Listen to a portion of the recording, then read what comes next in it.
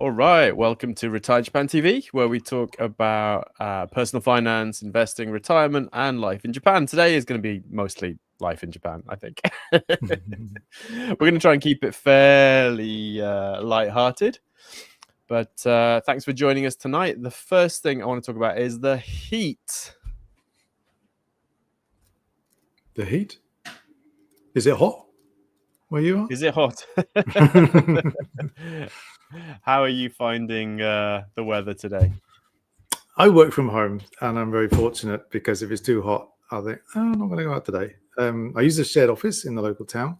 And when it's not hot, I will cycle there. But yeah, even cycling there is pretty uncomfortable. So I'm fortunate I've got options to be able to avoid it rather than have to go to a workplace or go outside every day when it's hot.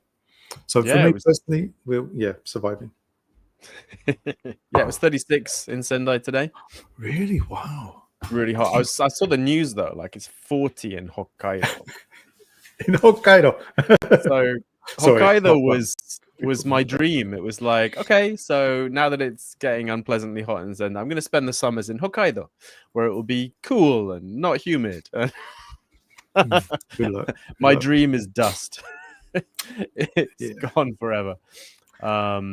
A nice alternative. We just had a friend who had a place, and we borrowed their rental home thing for a weekend 2 years ago, I think.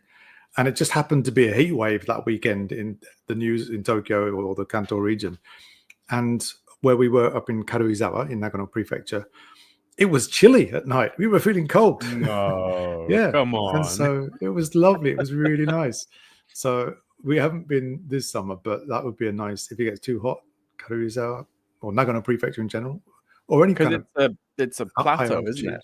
High up, like right. Yeah, I think that's probably rather than like how north or south you are, it's probably how high up you are. Yeah, so that's what we're going to aim for. I was trying to find something local that might fit that, but it's all mountains. You know, you haven't got that consistency where the whole thing's at 1,500 meters or whatever. Right. But even that, we went hiking last weekend, I think it was, to a local mountain, and it was only, I think, 800 or so meters high. But once you're at the top, you have lunch and stuff. There's a nice breeze, and it's not too hot, and that was lovely. It was definitely a difference from where we started to where we climbed up to. So even that is a nice way to escape the heat, I think. Yeah, I'm not very optimistic about this. Although I have a new exercise routine. So I go jogging in the morning every day now. Just for 10 minutes. So just around the block. It's not very so uncomfortable though. In the heat. It's wonderful actually, because it's like the minimum effective dose of heat to make you kind of adapt. But it's only 10 minutes, so I can handle 10 minutes. Okay. So I definitely recommend that. Doing something outside for a safe amount of time, I think is pretty useful in terms of adapting to the heat. You must be one of the few people that takes up jogging in the summer in Japan. Yeah, I could have had better timing there, couldn't I? Yeah. It's going to be really nice in autumn, though, once the yes, that's come true. down. Yeah. And the other thing I would recommend is having sunshades, hopefully outside. Oh. So we've got a kind of south-facing balcony, so the sun hits it at 4 a.m. Until about 10 a.m. The worst possible time. But we started sticking those sudare things, kind of bamboo screens. But the key is to put them outside so that the sun hits them, they heat up, and they're not actually in the room. Whereas if you put anything inside, it's hitting the window and heating that up, and then it's hitting whatever it's hitting and heating that up. So yeah, that's the huge difference for us. Yeah, we need to try that. Never tried that, but and they're so cheap. They're like 200 yen from the Daiso or like the DIY stores sell them. You're doing the money tip early. Yeah, yes. Let's stick to personal finance. Nice. Anyway, so you came up with the topic this week, and I wonder why you wanted to talk about this now. But well, it's funny because I actually got completely obsessed with this about 2 weeks ago. and spent almost to an unhealthy degree. So I spent about a week like just reading everything and posting things online and commenting on things online and getting really stressed for no reason about it. But I think that helped me kind of get a better idea of the bigger picture and how I feel about it. Do you want to explain what we're talking about here? Yes. So we're going to be talking about the recent election, which thankfully is over now. So I think actually this topic's kind of peaked. Okay, yeah. And what felt to me as very different atmosphere, where there was this kind of wave of anti-foreigner, is actually how I would put it, because it's not about immigrants necessarily. There was this anti-foreigner kind of theme to the election that some of the smaller parties brought in, mainly to try and kind of distinguish themselves from the government. And it definitely worked, because the government, like 2 days before the election, started reacting by like setting up, foreign crime control centers and things, which was A, completely too late, and B, kind of pointless, really, looking at the actual numbers. But I think there's, at least to me, it felt really different. So I've been here, 25 years. Japan's always had this undercurrent of kind of xenophobia or discomfort with foreign things, but it's generally been confined to like the kind of far right online people, the netto oyoku, right, who hang out online and complain about things. And it seems like this year is the first year where that kind of overflowed into the general population a bit. Yeah. How would you say that? I was initially, when you said it's always had kind of like a xenophobic aspect, I'm not sure I agree with that. But having said that, it's more kind of like a curiosity-based feeling, I think. Apart from the guys in the big black trucks that drive around. That's what I mean. Like, those people have always been here, but they've always been like a weird little minority, fringe, right? Yeah, I see. Yeah. There was, so I think there has been some, I don't know how to say this. When I was on the JET program, soon after we arrived, there was another guy in a close by town who quit pretty soon afterwards, because somebody had said to him at the shakuso where he was based, "Oh, we were really hoping for a white foreigner," and he was Indian, or British born Indian or something like that. But that, and they thought that was perfectly acceptable to say that. The Japanese person, they couldn't see what was wrong with that, but obviously he was outraged and quit. And that was 20 odd years ago. So I agree with you that there's always been some kind of undercurrent, but it felt to me like it was more of curiosity and possibly depended on the color of your skin as well. But as you say, now it's much more mainstream. Even that story, I mean, I'd say there probably wasn't much malice in there. It was just a kind of offhand comment, that. And that so much of that when we got here, right? Like, people just had very little experience with non-Japanese people. We were very much more of a novelty. People would say stupid stuff, and you'd be like, okay, fine. Whereas now, there's a lot more of us. People are more used to us, and I'm not sure that's been entirely positive. Yeah, I definitely noticed that it used to be a novelty, then kind of, I don't say treated normally, but I don't know, not a novelty anymore, but it was okay. And now it's more of a, in fact, I went into a shop today, a sort of traditional Japanese sweet shop, and it almost felt like they're sort of steadying them, they're preparing themselves for, oh, we've got a tourist coming in who's not going to speak Japanese. That's the kind of reaction I get more and more now. It's like, okay, what do you want? I'm ready. And then you speak Japanese, and they understand you live here and it's all okay. But I'd never had that kind of feeling before. Yeah. So it's gone from like novelty to like almost normal, and now it's annoying. Possibly, yeah. We're annoying, basically. Possibly, not yeah. us particularly, but just in general. I think the foreign presence in Japan, because obviously we've got under 4 million residents, and we're on track for well over 40 million tourists this year.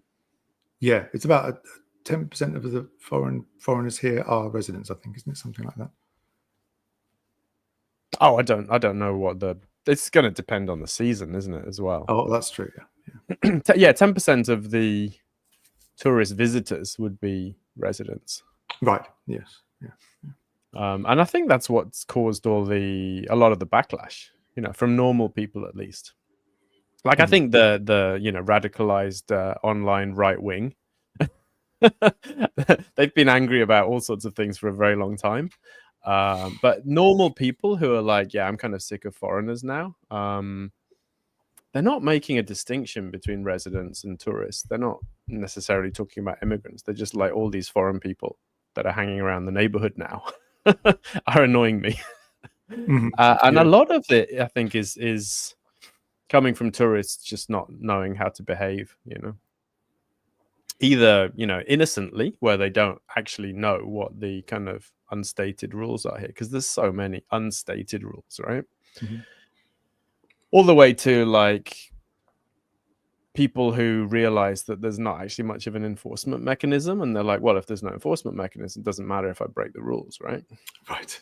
Because no one's going to stop me. Like that YouTuber minority of streaming friends that decided that annoying people was the way to get views on YouTube. Yes. Look, I could break the rule. I could do anything, and no one's stopping me. Yeah. Right. We saw. I had a similar thing like that actually at the weekend. We were out, and so my theory is that when you're driving, Japanese people are not very good at letting you in when there's a slow moving traffic, or someone's waiting to turn in and stuff like that. They're not very good at letting people in. But when they do, or when you let them in, whatever, always say thank you. Always bow their head, flash the lights. Right? Always do the blinky. You do the little blinky thing for three blinks. Of course, yes. Without fail, I'll do that. Whereas, at least in the UK, and my son noticed this when we went over there. He said, "Wow, everyone lets each other in." Even in the morning rush in the small town where I'm from, it's busy. Everyone's trying to get to work, but still, you let each other in without having to wait very long. Somebody will let you in. But sometimes you don't necessarily say thank you because it's kind of a given, or at least you won't make such a big deal of it. Yeah. And we had that this weekend. It was just like sort of slow moving traffic through a town. I let this car in and nothing. And it was two foreigners driving it. I don't know what nationality, but they both look like me. And nothing, no blinky, no bowing, no thank you. What? And I think it's because, they think it's like... And you were outraged, weren't you? I was. And if I were a Japanese person, I would think, wow, these foreigners are so rude. They're so rude. But for them, it was just like, yeah, of course, we're going to let people in. It's like just the way the rules of the road work. So, it's a lot of, I don't know, misunderstandings or cultural sort of expectations is going to inevitably lead to some frustrations, possibly. Yeah, and I think that's where most of it came from. So the conversation was kind of muddled. It was jumbled up, right? A lot of it's cost of living. Cost of living is going up. People are concerned about that, and they're seeing tourists come in, and obviously tourists have money to spend on things, and they're pushing prices up. We see restaurants putting prices up because the tourists are willing to pay anything, really. Yeah. We were in a ski resort this year in Api, and it was just full of Australians, and they were all walking around going, I can't believe how cheap everything is. This is amazing. Like, yeah. So of course, and we're walking around going, I can't believe how expensive everything is. Right? It's like 3 times what it should be, right? Yeah. So that's definitely a point of friction as well, even without the and also like the benefits of tourism are not evenly distributed. People making money from tourism are not necessarily living in these neighborhoods, are they? So right, yeah. So I also think it comes down to when you think about the inflation and stuff that has happened recently, it's very, very clear that prices have gone up. And obviously rice is a prime example of that, which has gone up way more than the actual, like the baseline figure of 5% or whatever, which is what inflation is supposedly at the moment. And so people think, wow, rice is so much more expensive than it was before. And then the only thing that has changed really from before is there's a load more foreigners now. So therefore, it must be that, without actually, thinking about, well, it's boring to think about exchange rates and interest rates, and maybe the Bank of Japan did this or didn't do that or something. Whereas visually seeing more foreigners around, that's really easy to sort of. There was all those like rumors, weren't there? Like the foreigners are eating all the rice or whatever. Even if it's not that directly, but some kind of knock-on effect, it's very easy, I think, to make the obvious thing that has changed into the scapegoat for sort of a lower cost of living. Higher cost of living, lower quality of living. Absolutely. So yeah, scapegoat. And I actually kind of felt almost personally attacked, almost, even though they're not talking about me basically in this, but still, it felt like a bit of a slap in the face, after having 25 years of not having this kind of rhetoric being publicly acceptable in Japan. I mean, there's people that said things like that, but everyone else is kind of like, oh, that's not a cool thing to say. Whereas now it seems to be a winning electoral strategy. So yeah, it's like, what did we do wrong?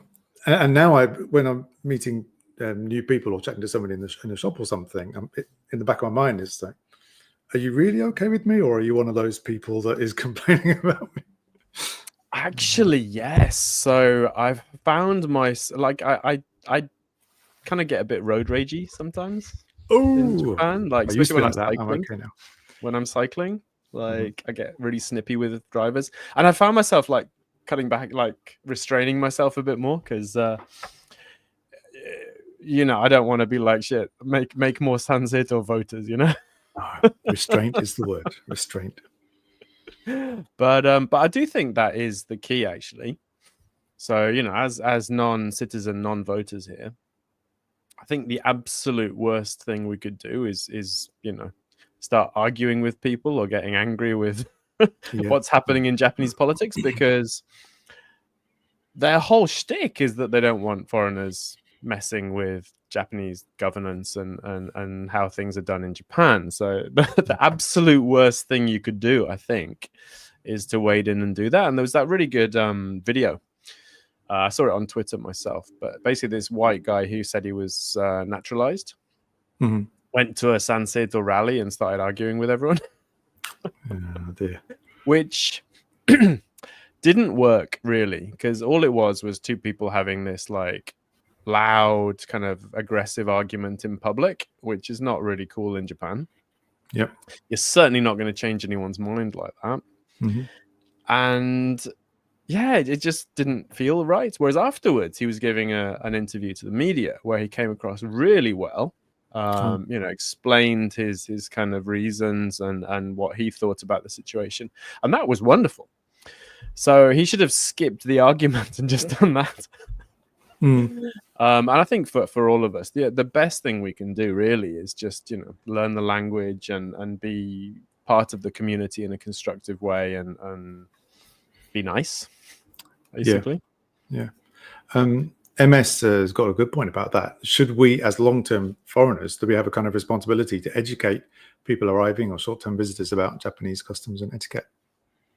I had that on the train, actually. Last year, I was on my local train, just about to get to my local station. And there was this, I'm guessing they're American family. So man, woman, 2 young boys. And the boys had, game machines, whatever, switches or something.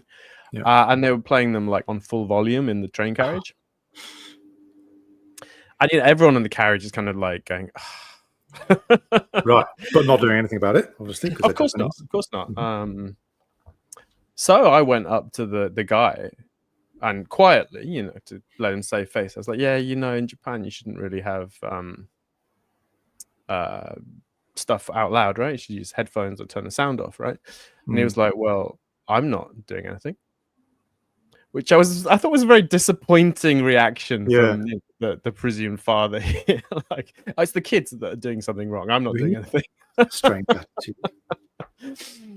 And then we got to, and they got off as well at my station. I had to give them directions to the aquarium.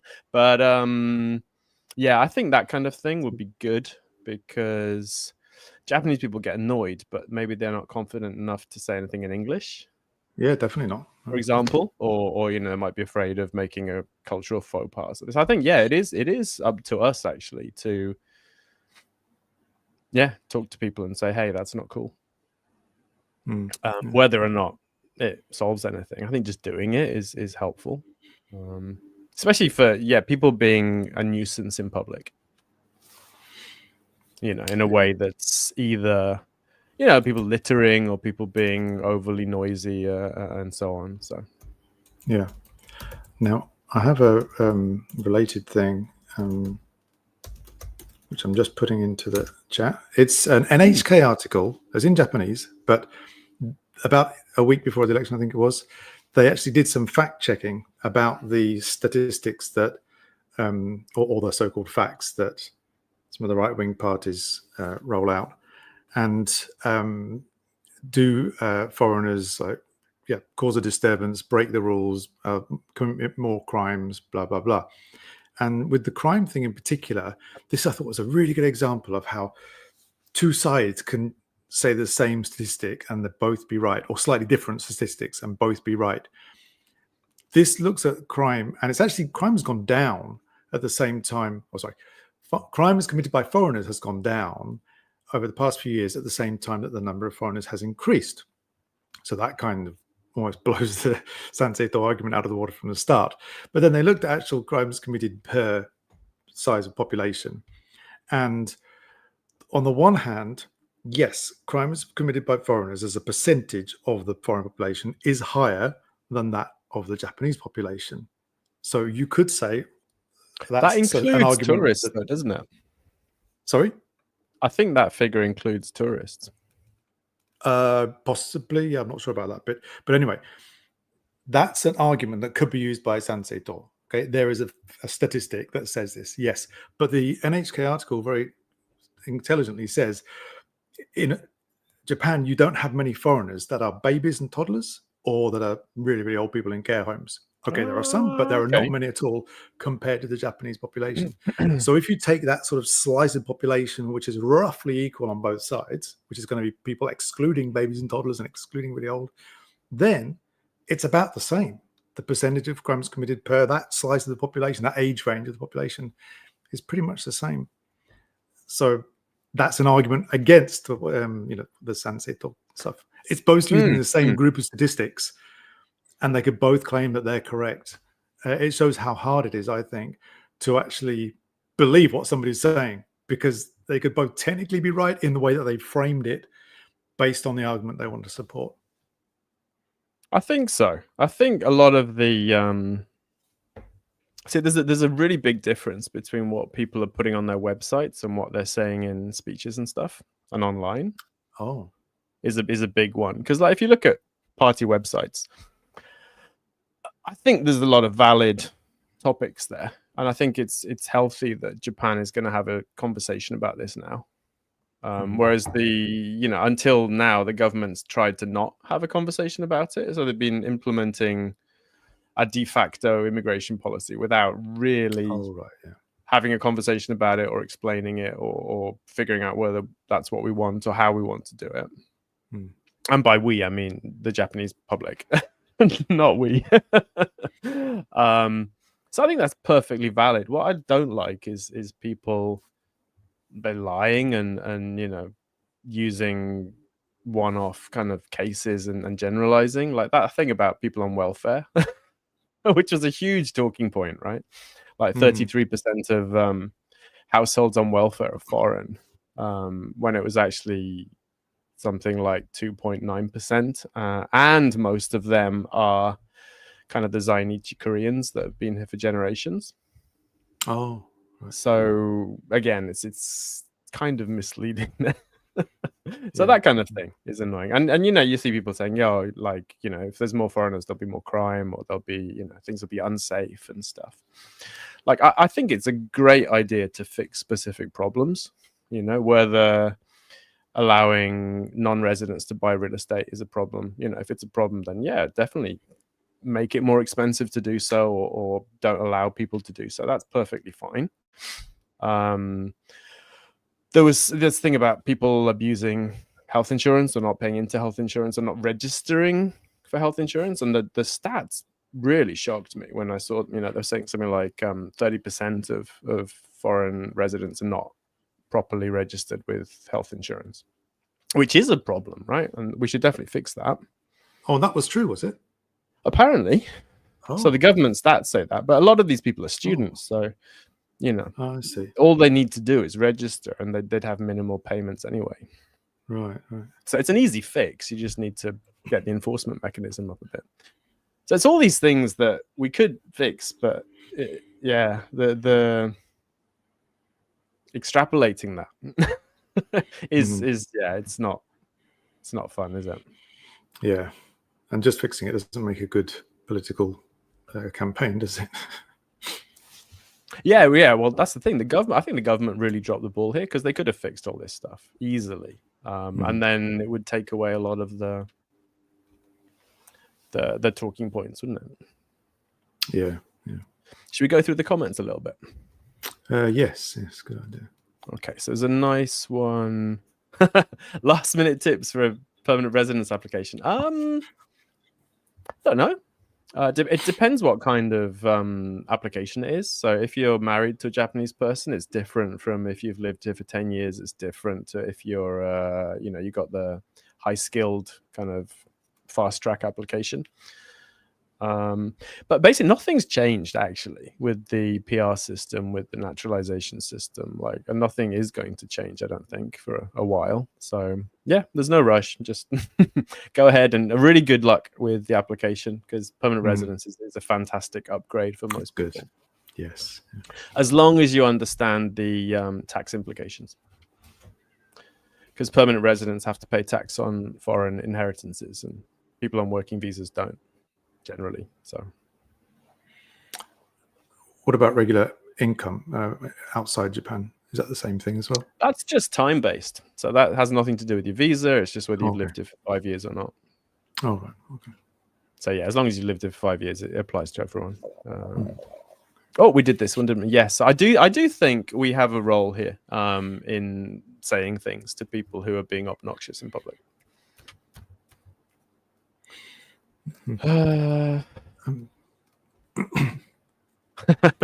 Yeah, I mean, basically, I've learned through bitter experience. This is from Krishna, saying non-white British, very surprised to be asked where he learned such good English. And then, so where are you really from? But I think, this...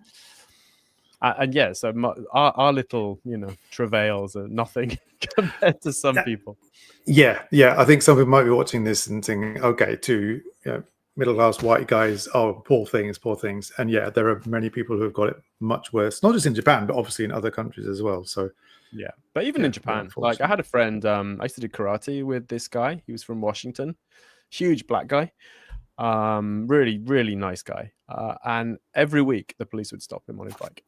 Oh, really? Every week. Same people. No.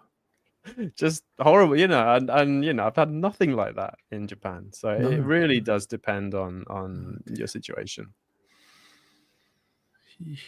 And he was pretty chilled about it. I would not have been chilled about it, but no. Yeah. Wow. Okay, so there's a difference between the UK and the US as well. I didn't know that. Oh, okay. Actually, Sometimes I just lump. I find Sendai reasonable. People let you in about half the time. Really? Okay. It depends on what kind of mood I'm in. If I'm in a good mood, I'll let people in.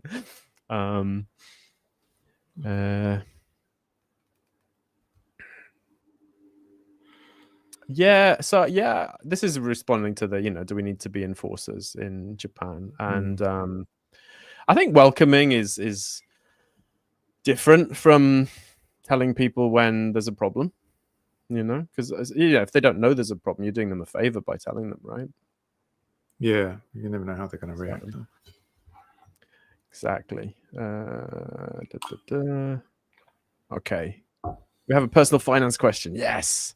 Okay. Do I see the shift in the election impact? No, I don't actually see any actual result from this election.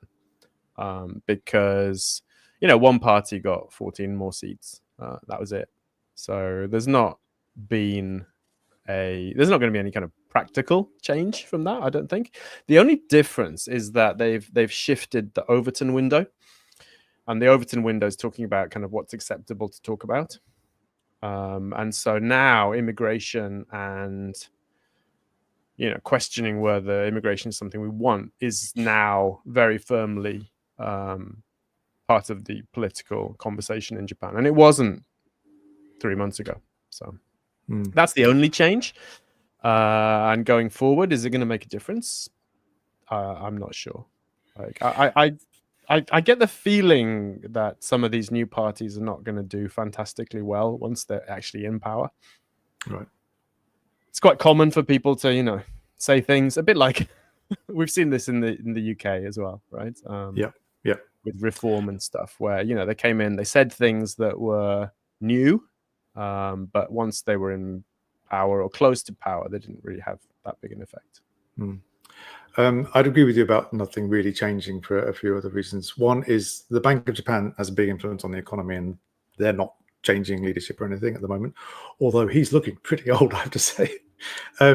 The political parties as well, there's no majority now. They're going to have to group together with a group of 2 or 3 parties to lead, which means that any legislation is going to be really watered down because all 3 or 2 or 3 of them will have to agree on it. So there's not going to be any radical change in legislation, I don't think.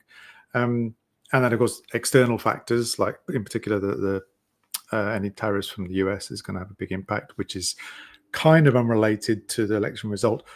Although I see the stock market went crazy today because Ishiba-san negotiated a last-minute deal.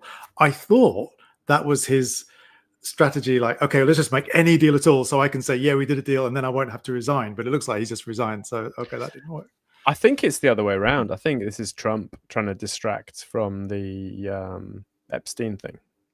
So by saying, I just made, he's talking about making the biggest trade deal in history or something like. Right. So I think actually it was the other side that caved in rather than Japan. And so Japan just kind of took the deal, I think. Right, because up to now I've been quite impressed with how they've sort of stood firm, which is not what I was expecting. Anyway, so yeah, I don't think the election result itself will have a huge impact on the economy for the time being. Dear Skull mentions that the ones whipping up the fear are the media. I think YouTube and the YouTube algorithm are also to blame. A lot of YouTubers will be putting out videos with quite extreme views on either side, and a lot of it is just to get views, whether they believe it or not. And it's all because of the way the algorithm works. So they get more views and then get more ad revenue. That's what I think is also a big problem. And it's going to promote more extreme videos because people are more likely to click on it. So I think a lot of the problem is there as well. Definitely. Interesting. Should I switch out my foreign REIT holdings to the standard slim accounts? Thoughts on REITs long term? I'm not super. I don't really have an opinion on this. Obviously, every time you switch an investment, you have to sell it and then buy the new one, which is a hassle. You might have to pay taxes. You might lose your NISA allowance if it's in a NISA account, so on. I would look at the fees, look at what's in the REITs, and then make a decision. And one option is to keep the current ones and just buy the new ones if you prefer the new ones, right? And then you don't have to sell anything. So there's a few things to think about there. Can I add a bit to that? Definitely. So last year I started putting money into. I like buying individual shares, but I know it's more sensible to buy funds or whatever. So last year, part of money, so I put 4. I've got a world REIT, I've got emerging market stocks, world stocks, and then emerging market bonds. So basically, half stocks and then a quarter bonds, a quarter REIT. and they behave pretty much as you and I think would predict. The REIT has not done a lot, up 3.9%. Bonds are up 1.6%, but both of those have a yield of nearly 5%. The two stock components are up 8 and 10%, which is good, but they have a yield of just over 1%. So, but for me, that works nicely. So partly I've got slow growth with high dividend, and then the other part is at the moment faster growth, although it could go down, with a lower dividend. So I think there is a place for it as part of a more balanced, bigger pot, if you like. Yeah, definitely. Oh, nice comment from Dr. Krishna again. So anecdotal evidence is the mechanism by which misinformation is manipulated to have just a smidgen of truth. It's true, I think. So we've definitely seen quite a lot of this over the last few weeks. Do people on spouse visa staying longer than 5 years have to pay inheritance tax? Yes, and actually spouse visa staying 1 day need to pay inheritance tax. So if you have a spouse visa, if you have permanent residence, you are liable for foreign inheritance tax. Rather, Japanese tax on your foreign inheritances. That's a function of the visa. It's got nothing to do with how long you are in Japan.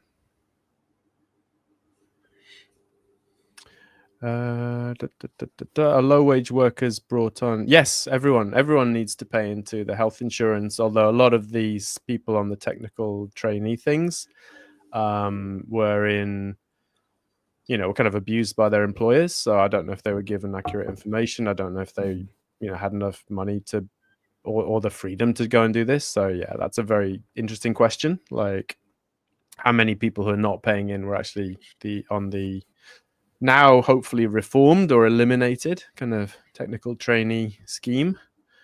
But yeah, it's a good question. And I think the employer, basically, I think the solution to a lot of these is just to make it mandatory for all employers to enroll their employees into these schemes, which I think is slowly happening.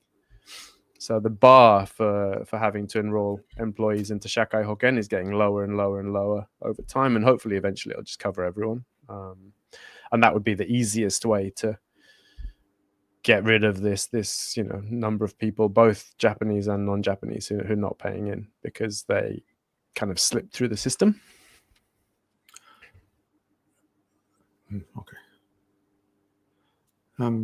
PB World earlier mentioned that he remembers the days of, or they remember the days of Ishihara. This is Ishihara Shintaro, who used to be the governor of Tokyo, I think. Yeah, he did.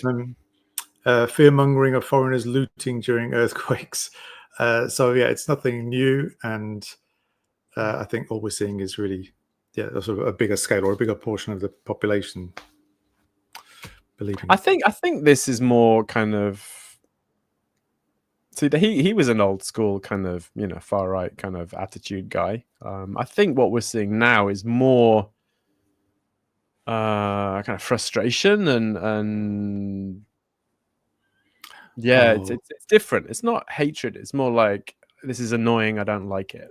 Right. You know what I mean? It's a different flavor, I think. It's like, I don't want people hanging around my neighborhood littering and being loud at night and whatever. So it's that kind of thing, I think, is my impression, at least for the kind of general public. Right. And also all the kind of rumors about foreigners getting preferential treatment over Japanese people, like the whole thing about foreigners get free university and Japanese people don't. Probably talking about the Monkasho scholarships, which have now been cancelled, presumably because of that conversation. So I see. Yeah. So they've got rid of that now. So all the universities are now saying, well, where are we going to get our talented PhD students from in the future? Mm-hmm. Right? Right. Yeah.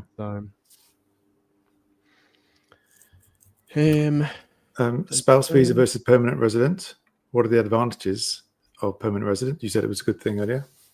Yeah, so there's a whole bunch of advantages, and the biggest one, and the one that everyone who wants to stay here permanently should think about, is that spouse visa is conditional. So it's conditional on you having a spouse.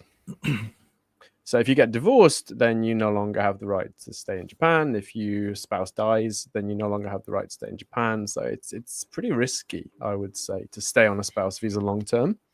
And other than so spouse visa is also liable for inheritance tax. So there's no real reason not to switch to permanent resident from spouse. Yeah. And there's lots of reasons to do it. You don't have to renew your visa anymore, which is amazing. So with permanent residence, you have to go and get a new Zaidu card every 7 years or something, I think. In Sendai, that takes 7 minutes. So I go into the immigration office. Yeah, seriously. Go into the immigration office, fill in the form. 7 minutes later, I get my new card. I say, thank you very much. I leave, and then 7 years later, I do that again. So it's just, amazing.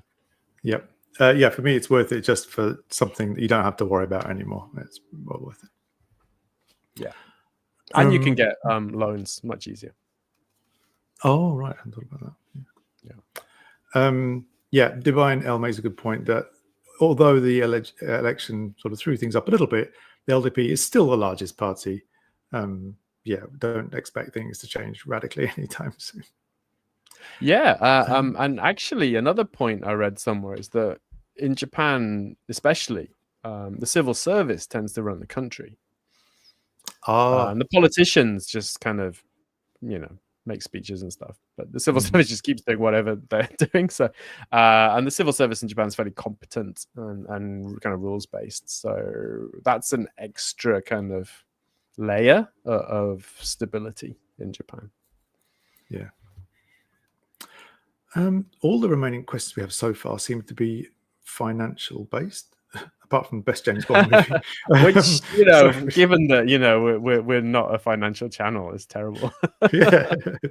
Let's clear these, and then we can probably move on to them. I've been saying, so we wrap that topic up and focus on the finance stuff. I think just clear the comments, and then we can Okay.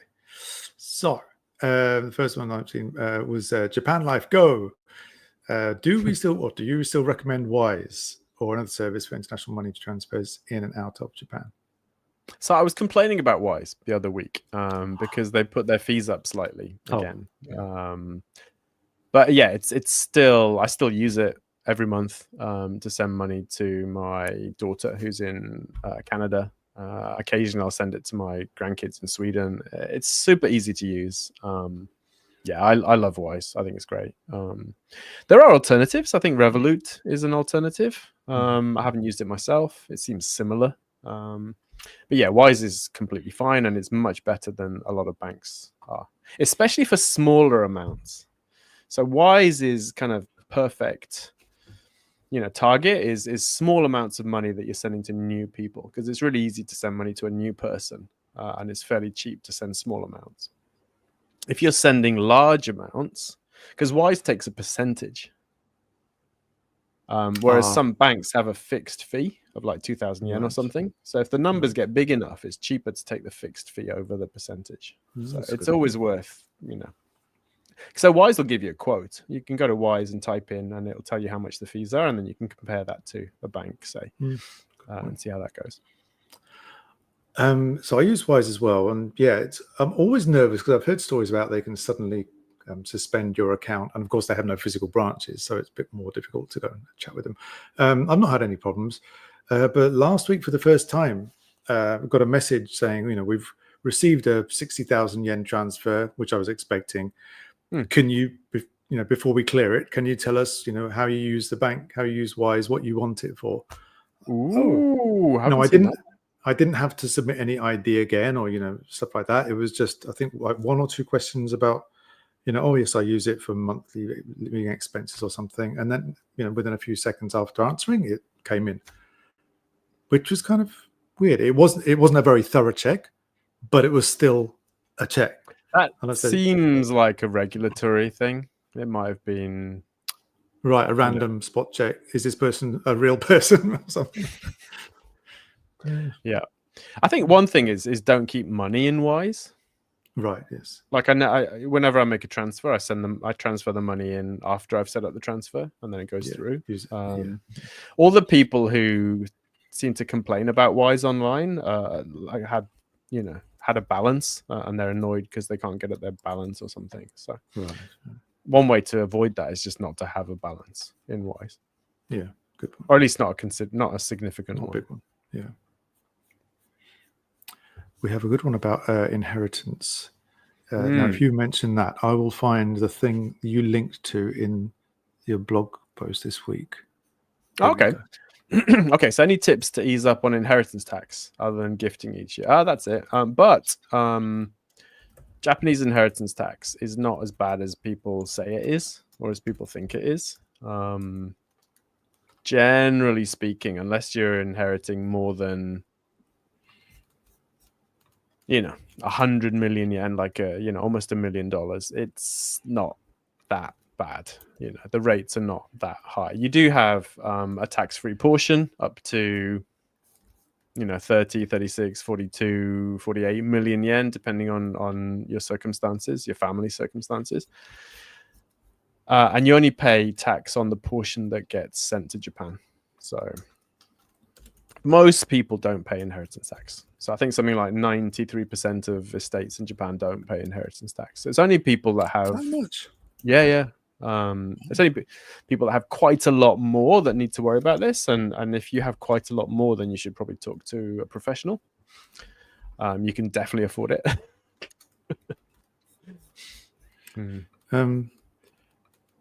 So related to that, in this week's The Monday Read, which is both the blog post you put out every week and it's a newsletter as well. So if anyone's interested, go to RetireJapan.com and sign up for that. One of the links you shared was Japan's Inheritance Tax Grip, written by accountants in Tokyo. It was really interesting. And so I was looking at this thinking, oh, cool, they're going to have a couple of tips or loopholes to get out, or to at least reduce inheritance tax in Japan. No, there seems to be pretty much no loopholes, unless you've got loads of money and you can get an accountant to find some really obscure way. I don't know. But anyway. Well, we're coming back to Japan's civil service being competent. So, if they make laws, they don't want you to skirt around the laws just because. So, yeah. One thing it mentioned that is that trust funds used by rich people in other countries is pretty much not a thing in Japan. That's not. In fact, it can be really harmful. Oh, really? Wow. Because Japan completely ignores the trust. So they deem it that you've received the entirety of the contents of the trust, but maybe you don't have access to it. So you owe tax on the contents, but you can't get the contents out to pay the tax. So you could be in a really, bad situation. You could be in a worse situation by having a trust than not having a trust. Right. And related to that, it talked about the long time that it can take to actually get any money or to get things sorted out once somebody like important in your life has died. For you to actually get any kind of inheritance, it's going to take a long time. But there will be a tax bill within a few months, I think it is, that you can't avoid. I think you have to declare it within 10 months of finding out, and then once you've filed the return, then you have to pay. Oh, it's declaring within 10 months. Oh, okay, right. But anyway, you need to sort of be prepared for that. So I think that comes back to when you mentioned getting, is it term life insurance you recommended? Yeah. Just that's one thing to have liquidity. The other thing I find in Japan, in my personal experience, and I'm not recommending this, but I've seen a few family deaths in Japan, and the first thing the family does is they grab all the bank books, they go to the bank, and they empty every single account before the accounts get frozen. So, and this has happened to every single, I don't know if it's just like my family, right? But this seems to be how it's done, because they know, like, once you submit the death certificates, the bank freezes the accounts until all the kind of procedures have been done. So you just take out the money before that. Right. To have I'm guessing that's not legal. Well, probably not technically. Right. I mean, they generally use it to pay for the funeral and stuff, but that's how things are done in practice as opposed to in paper, maybe.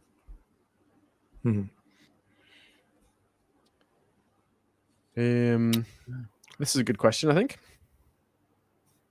How does a tax resident report foreign assets over 50 million yen?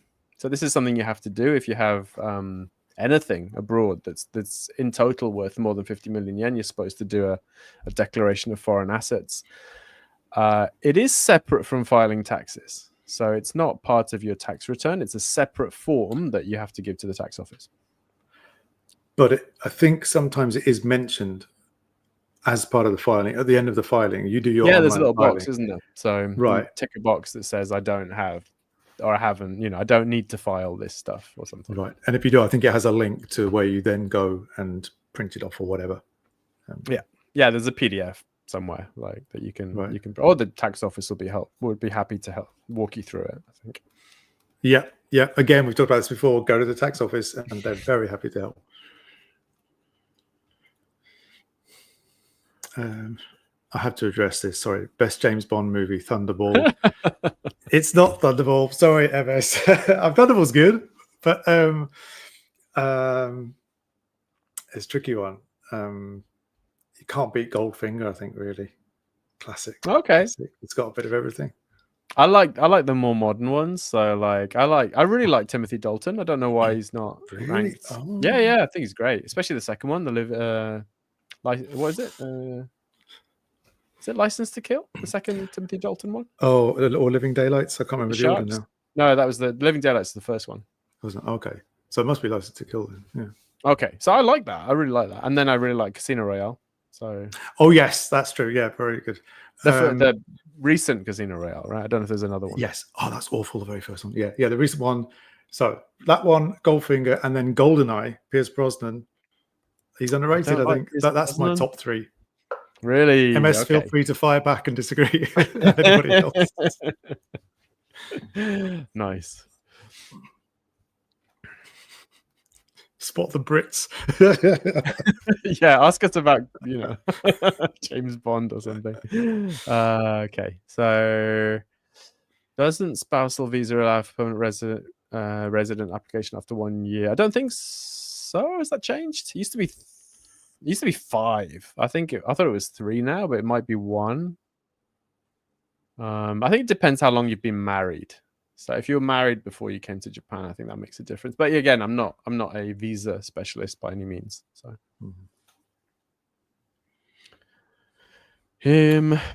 earthquake insurance, disability insurance. 2 sorts here. Yeah, I've got earthquake insurance through my normal kind of fire and earthquake and all the rest of it. Right. I thought it was compulsory, or maybe it's just the fire. The side that's compulsory. I think it might be just I had to get insurance for my mortgage, but I kind of stripped off a lot to make it cheaper. Okay. Yeah, we have earthquake insurance as well, and then you need to have some kind of certificate. But because ours was a second-hand house, it needed a certificate to show that it is earthquake resistant to some degree. Okay. But we've claimed earthquake insurance 3 times already. 3 times, it's very generous. It's not based on actual damage. It's based on the area of the dwelling, and then they have some formula. So we've made quite a lot of money out of living in Sendai with all our earthquakes. Oh, okay. Okay, maybe it's not. Yeah, I recommend it though.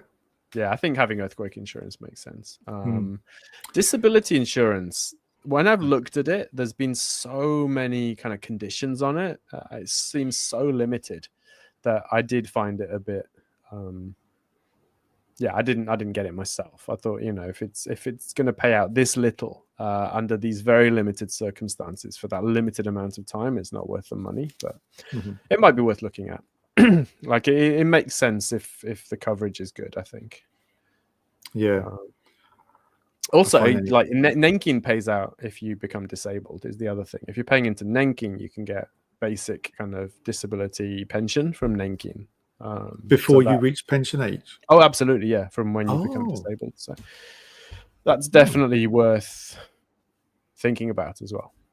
Oh, that's good to know. Dr. Krishna says anything over 5 million yen. So we're going back to the wise transfer fees and stuff earlier. Anything over about 5 million yen is probably better to use one of the big banks because they charge roughly 4,500 yen per transaction, at which point it would be better value than going with the percentage. That makes sense. Yeah, there's a crossover point somewhere, and that seems about right. Yeah. Dr. Krishna, why don't you send me 500 million and then I'll tell you if it's better or not. Sorry, 5 million, and then I'll tell you if it's, 500 million, better yeah. or not. Yeah. You wouldn't be here next month, would you? Retire Japan TV with no Daniel. What? I do get confused with the so 500 million. I'm talking about 500 million because 5 billion is Goshakuman. I don't know. How long do you have to be in Japan before it becomes easy to work out the You stop being able to do English numbers, right? You're like, I think it's oku, but I don't know what that is in English. I'm sorry. I must sound so stupid to people. I apologize. Okay, so how does Japan enforce taxes on foreign income, etc., etc., etc.? It's getting a lot easier. So there's an OECD tax information sharing treaty. It's very easy now for tax authorities to pull information from other countries, and they can get your bank account and all transactions very easily. I think they have to do it actively now, though. So that's a bit of a limitation, but in the future, I imagine it'll just be, AI scraping stuff. So yeah, it's going to be very difficult to evade taxes in the future. Yeah. Do you know if inheritance tax is paid if someone is on a 1-year working holiday visa? No. Can I say it's going to be difficult to evade taxes, and we do not recommend it anyway. Please do not evade taxes. Yeah. I mean, especially in terms of Japan, like the conversation at the moment is all like deadbeat foreigners should be kicked out as soon as possible. And actually, I kind of agree with that. So if you're not paying into Nenkin, if you're not paying into health insurance, if you're not paying taxes, it's unlikely you'll be able to renew your visa. And if you have a permanent resident status of residence, that can be revoked. So be very, very careful. They actually brought that through to make it easy to revoke permanent residence for non-serious crimes, because it used to be possible if you got a prison sentence over 1 year, I think they could revoke your PR. Now it's anything. It's any kind of crime. It's not paying into social insurance, not paying taxes, etc. Right. So be careful. Please abide by the rules. Yes. Sorry, I interrupted. Be careful. Yeah, so Dr. Chris is back. He says, be careful. It's the honor system, but if you get audited, it's really unpleasant. Yeah. My wife got audited once. It was very unpleasant. And she did nothing wrong, basically. Just had like 6 months of like document requests. Really, really stressful. Oh, it's horrible. Basically, they go through until they find something. Right. So apparently accountants like deliberately make a mistake so that they can find something and go away. Oh, sorry about that. But yeah, okay. Hands up. There you go. And then you found something. Oh, look at this mistake that we've made. Interesting. Right. Sorry, I interrupted you earlier. Sorry, you were going with... okay. How fast after knowing foreign assets are over 50 million? It's the same year. So the year, if it's over 50 million yen during the year, you need to file it the following tax return kind of season.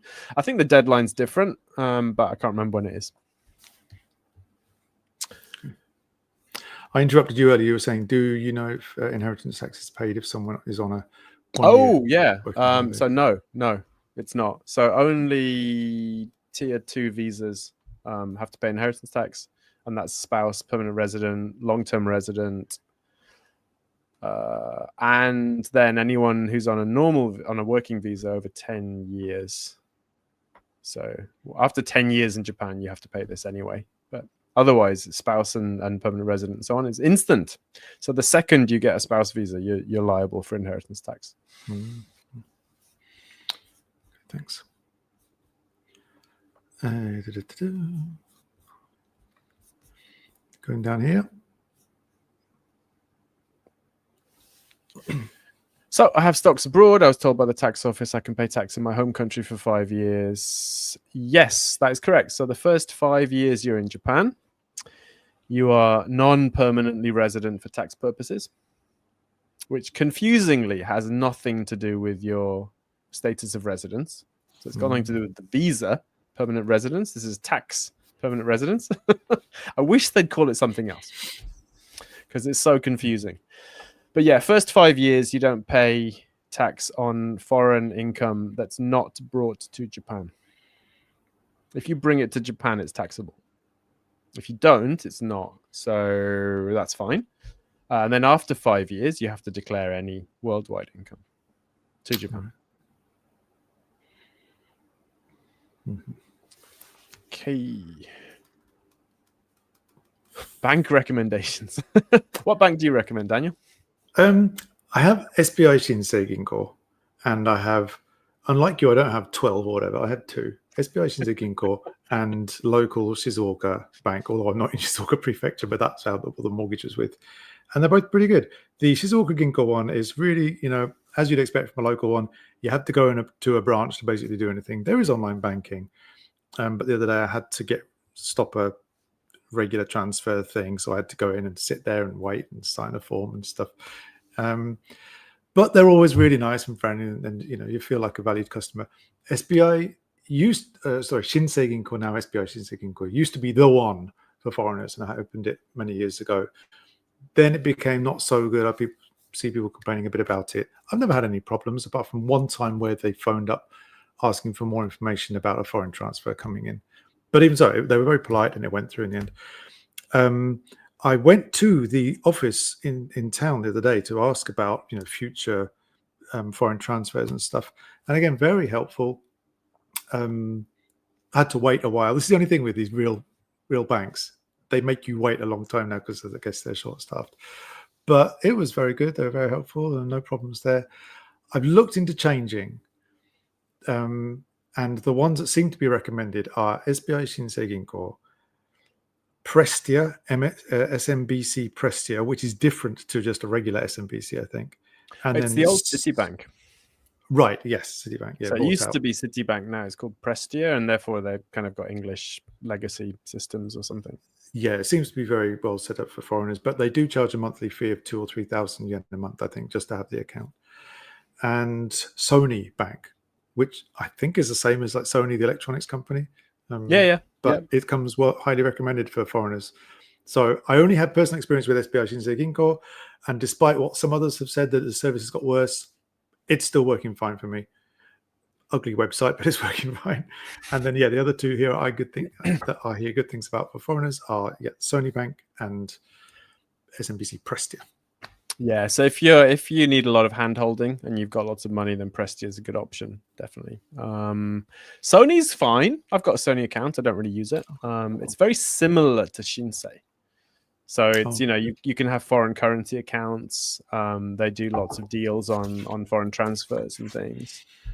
It's fine. It kind of annoyed me because the English language functionality and the Japanese language functionality were very different when I set it up. But it's fine. It's good. I've got a Rakuten bank account, which I quite like as well. I've got a local bank account, which I really don't like very much, but it works. You get your tsucho and you can put it in the ATM and get it printed and stuff. Yeah. I'd probably say Shinsei or Sony are probably a good one, or Rakuten. Yeah. I keep looking at SMBC Prestia because they charge a fee. So I'm thinking, well, they must have really good rates then, or there must be some really good advantage that you're paying for. And I can't find it.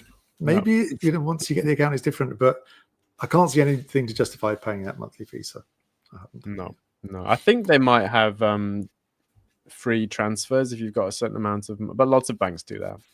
Right. Yes. Shinsei's got like their platinum status, and then you get better exchange rates and stuff. But yes, with the SBI Shinsei one, they have good rates, I think, switching between currencies, dollar especially. And if you keep a minimum of, what is it now? I think it's about 100,000 yen in, then that puts you up into gold level. Just keep that in the dollar part of your account. So you still got the money. It just gives you a higher rank, and then you've got more free transfers and stuff. Yeah. Yeah, definitely. Quick PR question. Lived in Japan 15 years, 20 years ago. Does that going to help? No, it resets. So any of the PR timescales reset if you leave Japan. So I don't think it's going to help you get PR, the fact that you've lived here before. So having a spouse visa definitely helps.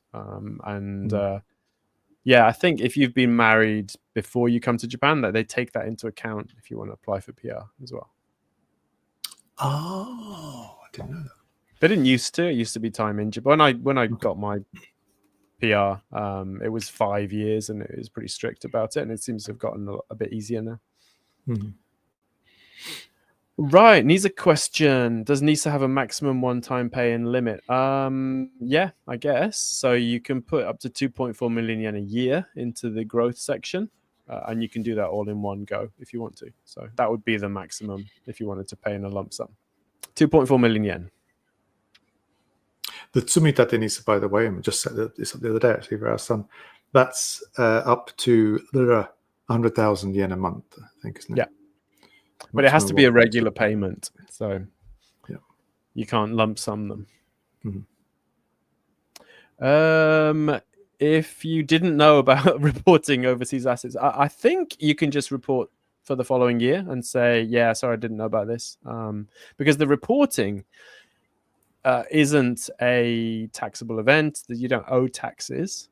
The only reason the reporting comes into play is if they catch you not paying taxes and you haven't been doing the overseas assets reporting, you pay an extra penalty. So there's not a penalty for not... Oh, is there a penalty for not filing? Actually, there might be a penalty for not filing. Yeah, I'm not going to say that. I have to check, see if there's a penalty for not filing. But yeah, generally, if you go into the tax office and say, and they don't catch you, but you go in and say, hey, look, I haven't filed this before. I'm going to file it this year. Generally, they'll be like, oh, thanks for filing. You know, make sure you file it next year. Kind of similar to that on the regular. So my company is a US company, and I'm effectively employed as a freelancer. So I have to do the shinkoku, kakutei shinkoku thing at the end of each financial year. And one time I forgot to put one entry in of income or something. So I went a couple of weeks later, I think, when I noticed. And I thought, oh no, I'm going to be in so much trouble. I went and I said, I'm really sorry, I forgot to put this on my form. Oh, you want to do a correction? Okay, just fill in this form. And that was it. You're not going to tell me off? No, thanks very much. They were absolutely fine about it. I got a letter guarantee they'll be one okay year. with everything. I got a letter one year from the tax office. Right. That said, we noticed that you haven't filed your taxes for your part-time income. So we'd like you to come in and talk about it. And I was like, oh no. Oh dear, that's yeah, because I did some lectures and stuff. I got paid for those, and I forgot to file basically, or didn't file or whatever. So I went in. I was like, oh god. So I went in ready to apologize and pay the tax. And I sat down and I was like, I'm really sorry, I didn't file this. Sorry. And he was like, yeah, that's fine. We'll just file it for you now. And I was like, okay, so how much tax do I owe? And he's like, no. You must have had some expenses. No way. And I was like, what? Really? He was like, yeah, like, for example, did you take the train? And I was like, yeah, maybe. He's like, okay, take the train. Great. We'll deduct that. Did you buy anything like printer ink or something? I was like, yeah, maybe. He's like, okay, we'll deduct some printer ink. And he just went through until he'd created enough expenses to basically be a normal kind of return. So I paid like a third of the tax I was willing to pay. Oh. So that's what the tax office is like in Japan. They just want you to file correctly. It's not punitive generally. Yeah, that was a really nice experience. I think they're a bit stricter if you are self-employed, but I was an employee with side income. So okay. So if you've got a business, if you run a company, if they're a bit less forgiving, I think. But yeah, it was great. I was blown away because I was like, I want to pay the tax, and they're like, no, we're not going to let you pay the tax. We're going to make up all these deductions so that you pay less tax. I was like, that wouldn't happen anywhere else, would it? No. One year I put that I'd had a loss. I put that I had a loss or something, but for some reason I couldn't count it against what I thought. Like, is it tax loss harvesting or something like that? I thought I could do that, and so I filled that part of the form. And then they got in touch with me saying, "Please come and see us about your tax form." And like, I'm terrified. And they explained, "Look, you can't do this. The way you filled it out, you can't claim on that." But we also noticed this other thing where you've overstated your tax thingy, and they roughly work out like balance each other out, plus and minus. So if you just sign this correction thing here, we'll just, like fix it, but you won't have to pay any more or any less. Okay, sounds good. Nice. So yeah, I think they do seem to want to work with you if you're trying to make an effort to do things properly. Yeah, I'm a big fan of the tax office here. I find them really pleasant and polite and professional every time I've dealt with them. So. But from what you've told me in the past, that is different to the people who do a tax audit, should you have one of those. Yeah, they are. Yeah, I'm not going to say it on a family-friendly broadcast. Yeah, it's basically they're the police of the tax office, so they behave more like police than the friendly tax people, who are more like accountants, basically.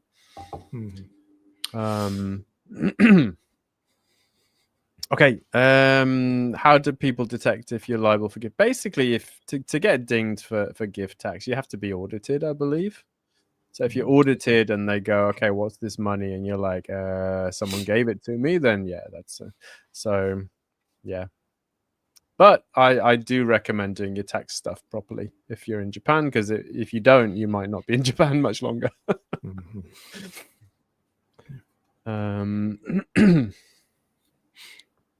Whoa, banks into how to avoid tax residency in Japan. I think if you're not based here, basically, it's complicated. It's whether you have a jusho here, which is all sorts of. I would talk to a professional about this. I'm not really able to comment. If you're here temporarily, I guess, once you have an address here and maybe a visa and stuff, then you're on dodgier ground. If you're just visiting, I'm sure it's fine. So. I feel like I'm looking through two telescopes. Sorry, I don't know where this thing came from, actually. We'll be back to all normal YouTubers will be copying us after this. It'll be the new trend. Yeah. I have 3 babies and a spouse's dependents under a work visa, but my salary hasn't increased. Have you heard of visa renewal being delayed due to low income? Yes. So one of the conditions for having a working visa is that your salary or your income is enough to support yourself in Japan. It used to be a specific number. So it used to be 250,000 yen a month was the minimum. So that was the minimum any full-time job paid. But they changed that, so it's no longer a set amount. It's just up to the discretion of the tax office whether it's enough or not. 3 million yen for a family is probably borderline, but I think it's probably okay. But yeah, I mean, I would talk to the tax, not the tax office, the immigration office, possibly, or an immigration specialist if you're worried. Yeah. For NISA, is there an advantage to going with an online broker instead of a bank? I think so. So I generally recommend online brokers because they have lower fees and a wider range of products, and they're generally not trying to sell you stuff. Like banks will sometimes call people up and say, hey, we noticed that you have some cash and therefore you might want to buy something they're trying to get rid of, like, Turkish bonds or something, which happened to my mother-in-law all the time. So she had an account with Risona.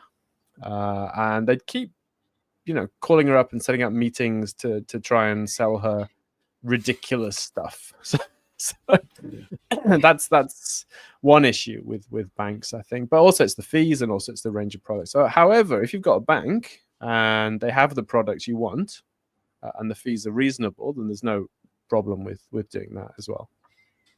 Just make sure you compare. Make sure you've got a reasonable option. Okay, I have a side social media income of around $120 a month. How do I file for the side income? You don't need to. If you're a regular employee and your company does your tax return for you and your side income is under 200,000 yen, you can just keep it. The tax office doesn't want you to file because it's not worth their while. 200,000 per year? Yeah. Inside income, miscellaneous income is a freebie. So they would be over that then, wouldn't they? 120 a month? Wouldn't that be 18,000 yen Oh, slightly over. Depending on the exchange rate, eh? Yeah, right now that's going to Dear. be 210,000 yen a year. Yep. So I guess you might need to do a tax return. I'll go and talk to the tax office and see what they say. Basically, what you do is you'd file a tax return either at the tax office in person, in which case they'll help you, or you can do it online if you use your My Number card. It's quite easy. You use your Gensensho Shuhyo that you get from your company, type in the information again, add in your side income, and do it.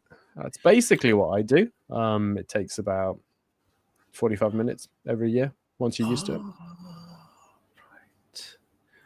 I wondered how, right, because each year I do the tax filing, and it says, please enter how much is displayed on your Gensen, that thing. And I don't have one. What do I put in? Of course, that makes sense now. That's for regular salaried workers in Japan who just have some side income. Who are doing something, right? Maybe they've got side income or rental income, or they're doing their mortgage deduction or something. Yeah. So you still have to do the end of year filing, but it's really only going to affect that additional income, not your salaried income. And it will take the salaried income into account for the big total. And you can probably make up some expenses as well. You probably have valid expenses related to the side income that bring it under. So that's why it might be worth talking to the tax office. Mm-hmm. Yeah. They might be like, okay, fine. And then make a note of the person you spoke to and when, just for future, just in case. Anytime you talk to a government office in Japan, write down the person's name and the date, and a brief note about what you talked about. That's good. Because it's much more effective to say I talked to Mr. Sato, on June 3rd, than to say, yeah, I talked to some guy in your office and they said this, and they'd be like, we don't care about this fictional guy, right? Whereas if it's Mr. Sato, they're like, okay, I don't want to contradict Mr. Sato. So, especially the immigration office is awful with this. So the immigration will give you 10 different answers to 2 different questions. So definitely keep records. Oh, yeah. We've got just a few left. We've got a lot. So online banks that can be used when living in Japan, loads. Assuming if they're not Japanese, I don't know. I think what we said earlier, SBI Shinsei Bank, Rakuten, we know. Yes, back then you got a Sony. Sony's very user friendly. The post office, if you just got to Japan and no one else will give you a bank account, because a lot of the banks will be like, you've got to live here for 6 months or something. The post office, I think, is the easiest bank account to open, even though I despise the post office for their business practices. Yeah, they have an app as well where you can do most of the stuff through the app. Yeah. Can city tax arrears from 20 years ago affect spouse PR applications? Not sure, but I think they tend to, like, at least for Nenkin and stuff, they're looking at, I think, 5 years. So maybe 20 years ago, you might be okay, maybe. But it's definitely getting stricter. So, yeah. So I think with PR and stuff, the sooner people apply, the better, because it's only going to get harder, I think, going forward. Can salaried employees be audited? That's a good question. I don't know. Most of the people I know are self-employed, so it's only self-employed people I've heard of getting audited, but it's possible. Dun dun dun. Just to order a new card in Japan is insane. Right. Okay. Yeah. Can be. Depends on the bank. Local banks tend to be worse at charging you for stuff. Dun, dun, dun.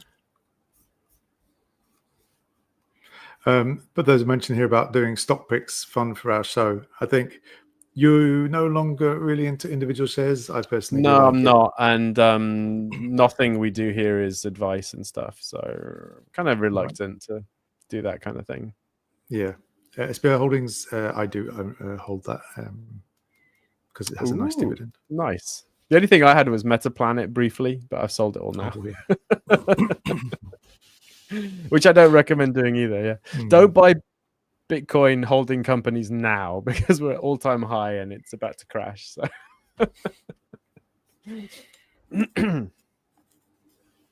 Right, I think we're done with okay, a quick comment about PR. So Phil applied for a PR recently and said they asked for 7 years of taxes but full history of Nenkin. Wow. Okay. Can I just respond to Alminox? Squirrel Princess. I sound like a spy. Context there, Daniel. Come on. So the Brit test is make them say squirrel and name their favorite British Leyland. What's a British Leyland anyway? They make trucks or something. Like... What? Oh, come on. Old British car manufacturer. I grew up in Spain, remember? Born in Germany, grew up in Spain. I'm not really British. Right. But yes, he's quite right. It's impossible to have a favorite British Leyland model. I think we're getting quite a niche there. Yeah. Anyway. Nice. All right, so let's move on. So we've done the comments, we've done the obligatory political kind of thing this month. Yeah. Going forward, I don't think much is going to change in the short term, or even the medium term. So we'll see what happens in the next election and the one after that. So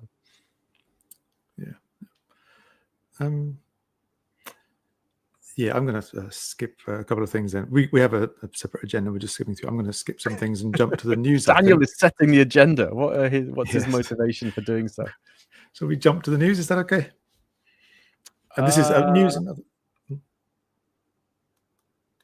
Oh, I had my thing's gone. The agenda's not working. Oh no! So I have an announcement that I was going to make, which is following on from the political discussion.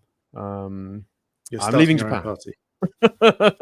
Yeah. No. So something I've been thinking about for a long time, but I had a conversation with my wife today about it, and I've decided to move ahead and start my naturalization application.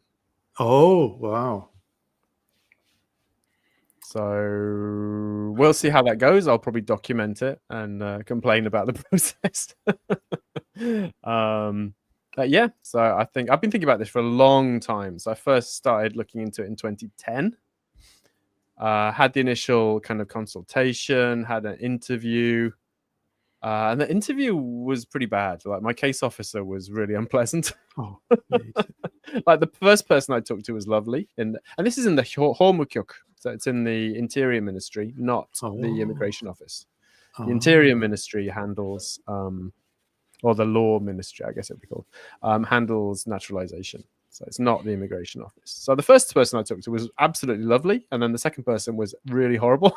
And then a week later, we had the 3/11 earthquake. So it got put on hold for 14 years.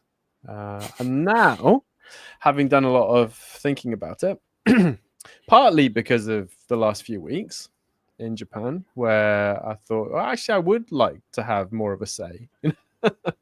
Given that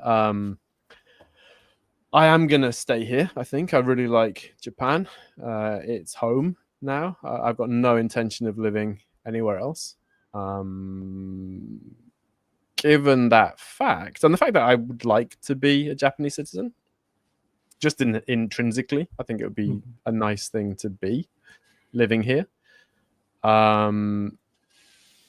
Well, I think now is the time, and sooner rather than later, right? Because I suspect it might be harder in the future to naturalize. Like it was a big theme how easy it is to naturalize in Japan, part of the election, but only 8,000 people get to do it every year. Oh, there's actually a limit on it. Oh no, there's not a limit. That's how many people. That's just how many.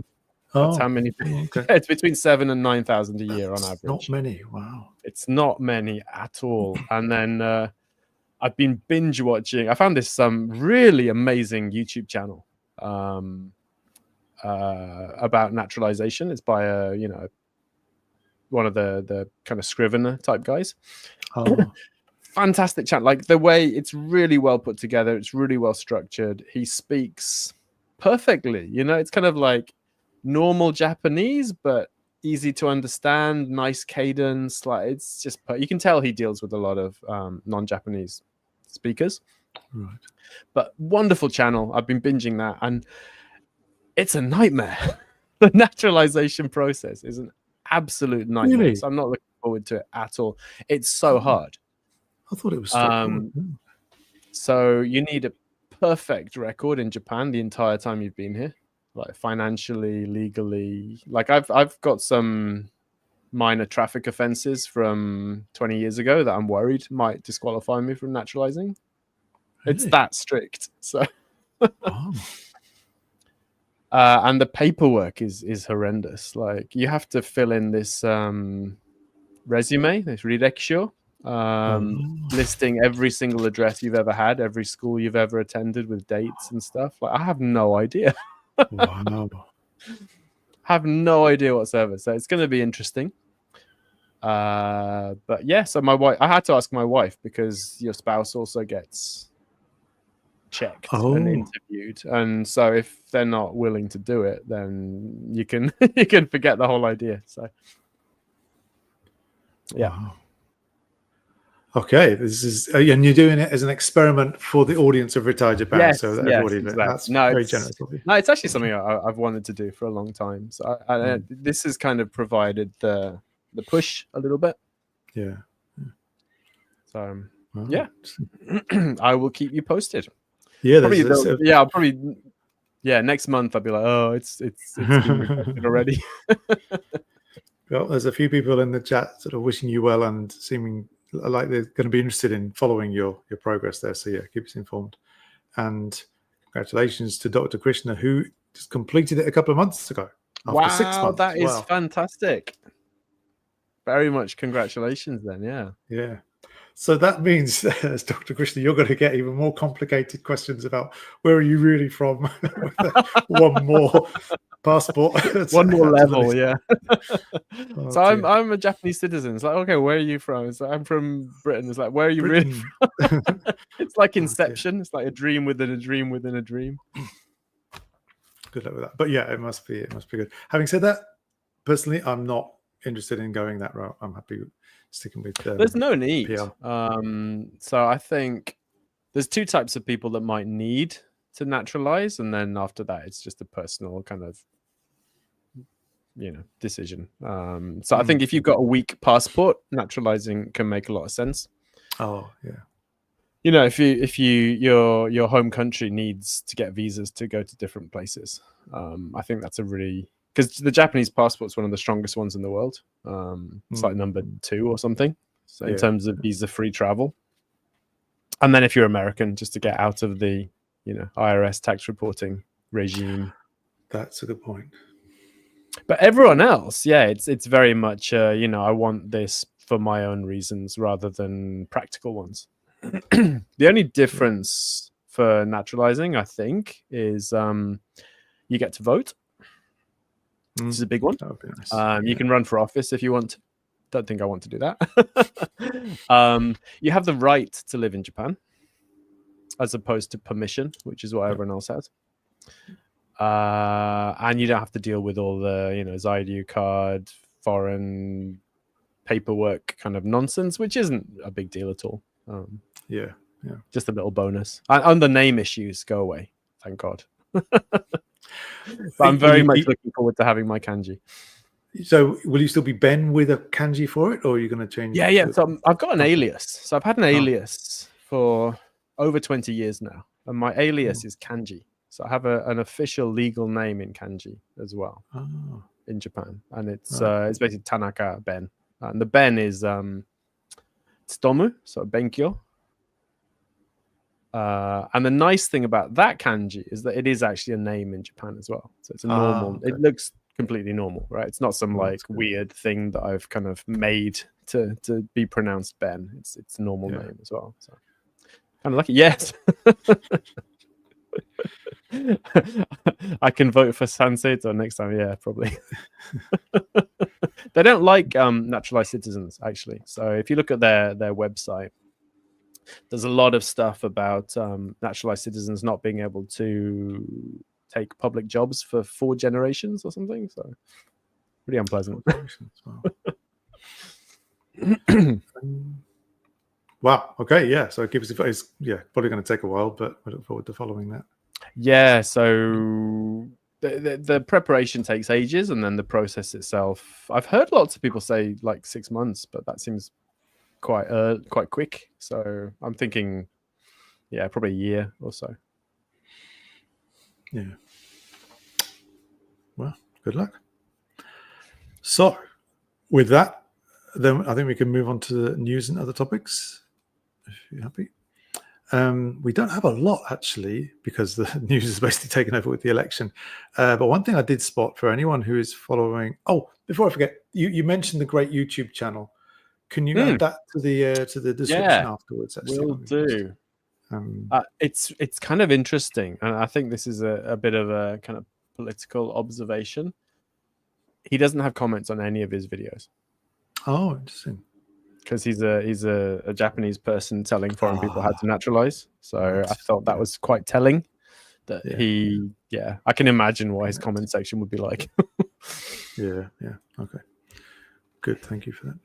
But really fantastic. Yeah. Good. Okay, then news and other topics. Furusato Nozei. If you are somebody that uses Furusato Nozei, and this is a way to donate the tax you would have to pay anyway to a particular town or prefecture in Japan, and then get something in return, some kind of little gift, which is usually to the value of 1/3 or usually 1/4 of the amount you donated. I don't have time to explain all the deals here, but look at Furusato Nozei if you're interested in that. They have various sites that you go through, like Satoful is one of them. Just come a blank. There are several of them. I use ANA. So I've been getting stuff from ANA because it's part of their mileage program and stuff. So this is where I'm going. But not anymore. The gel one. Right. That's finishing in October.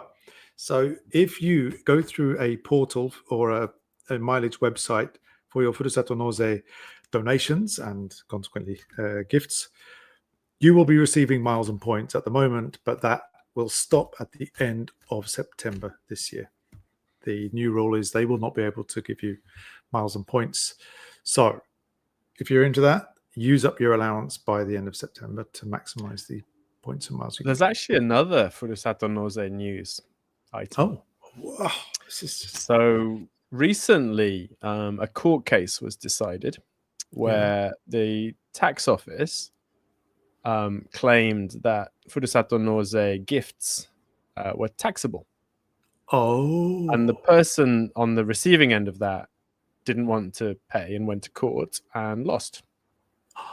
So Furusato gifts are taxable at their market value. So it kind of...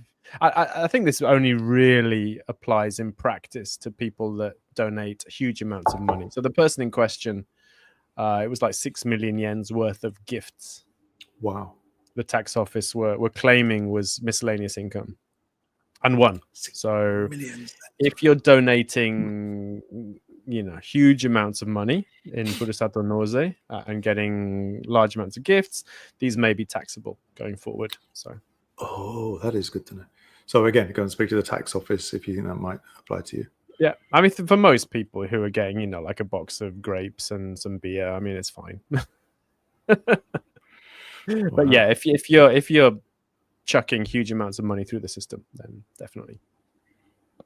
Well, that's a good point. You mentioned Anna, I mentioned JAL. Speaking of which, another news item is that airlines in Japan are going to ban you from putting the power banks, the little sort of, mobile batteries, into overhead lockers. So they're already banned from putting in your suitcase that goes in the hold, and they ask when you go and check in. Now you will not be able to put it into an overhead locker. It has to be either on your person or in a bag under the seat in front of you, so that if they do overheat and start smoking, catch fire, it can be spotted very quickly and dealt with. I had that when I flew back to Europe. So the Korean airlines already do this. Already do that? They actually ask you to put them in bags, so you can't use them either.